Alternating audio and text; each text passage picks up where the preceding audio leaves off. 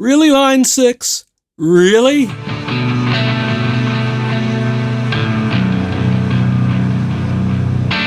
Welcome all to the floor of my basement studio, The Dungeon. As you may remember, on a recent video, I demoed the HX Stomp, which I've been evaluating to determine if it can replace my current amp modeler, which is an ancient Avid 11 rack. And, so far the sounds are coming up pretty nice. It's got a great stereo effects loop, so I can patch in my external effects. And I got to the point where I wanted to try incorporating it into my pedal board, and I ran into this. The layout of all of the I/O, the inputs and outputs of this pedal, are just kind of crazy. I'm actually having trouble incorporating this into my pedal board. So with the pedal board, I normally use 6 to 1 foot leads between all the pedals, right? So I think a lot of us probably do that. And they have right angle, let's see if you can see it here, right angle plugs, right? Makes for a kind of a nice, neat kind of situation. I use a pedal train pedal board. You can tuck them all under the board and it looks pretty good. But with the HX Stomp, because it's got inputs and outputs on 3 sides of the device, it's really hard I've found it to be really hard to figure out an appropriate spot on the pedal board. So here's what's going on. The guitar input, so here's my input lead, actually goes in on the back of the device. So let's see if you can see that. There we go. This is the back of the device. And there's also a right input, so I really don't need that. I put that there for drama. But there are 2 outputs, and I do run into stereo, so I do need to have both of these plugged in for running into my computer. There's also a USB port and a power port here, and a power switch, all on the back end. And not only that, there's an expression jack. So, there's a fair amount of things going on the back. On the, let's see, if I were looking at the device on my right, so I'll hold it this way, on my left now, but you're right, there is the jacks for the effects send and return. And so there's one jack for the send, and that's TRS. So you can run it as a mono or a stereo send. So cool there. And then there's 2 jacks for the return, either mono or stereo effects return. Yeah, that's a problem because that's on the other side from all the other jacks. But it gets worse. On the other side, if you're a MIDI user, which I would like to be since I have other pedals that are MIDI enabled, you've got your MIDI in and you've got your MIDI out, MIDI through, along with a headphone jack. So I don't care about the headphone jack for my use, but that MIDI in and out. So that you end up with jacks on 3 sides of the device. And so this creates a complex situation for a pedal board where you've got other pedals that you might want to integrate into the device. So let me show you what I've got going on. What I really wanted to do was front end the HX Stomp with my Wampler Ego compressor running into my Strymon Riverside Overdrive.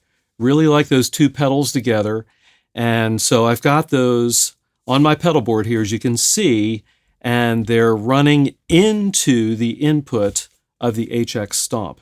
From there, I'm taking the effects send of the HX Stomp out to my Morley Little Alligator volume pedal.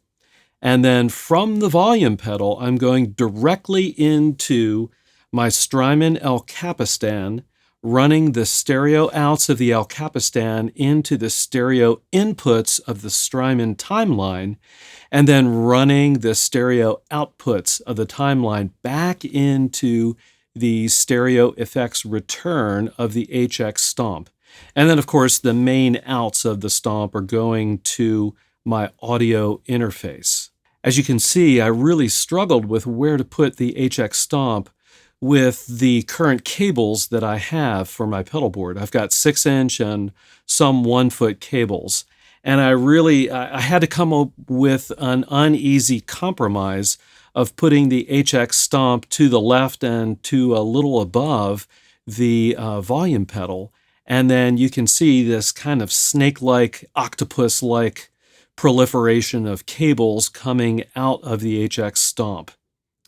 It works, but boy, is it ugly. And in fact, it doesn't make very efficient use of the pedal board. So I think what I'm going to have to do is purchase a new set of cables and maybe get some custom cables made or make them to really optimize the routing of cables so I can put the HX Stomp over on the right-hand side of the pedal board next to the Riverside and the Wampler Ego compressor. So what were the sonic results of this mess? Well, actually they were pretty good. So what I did was, guitar signal into compressor, my Wampler compressor into Strymon Riverside, into the HX Stomp. Internally in the HX Stomp, I'm using the Fender Twin amp model coupled with a Marshall 4x12 greenback cabinet simulator. From there, the effects chain goes to the loop, the effects loop, and so I'm going out to the Strymon El Capistan and again into the Strymon timeline. Then once I come back in, I'm going into a stereo digital delay on the HX Stomp, followed by the Ganymede reverb, which is a really nice sounding reverb. And it's kind of a cool sound.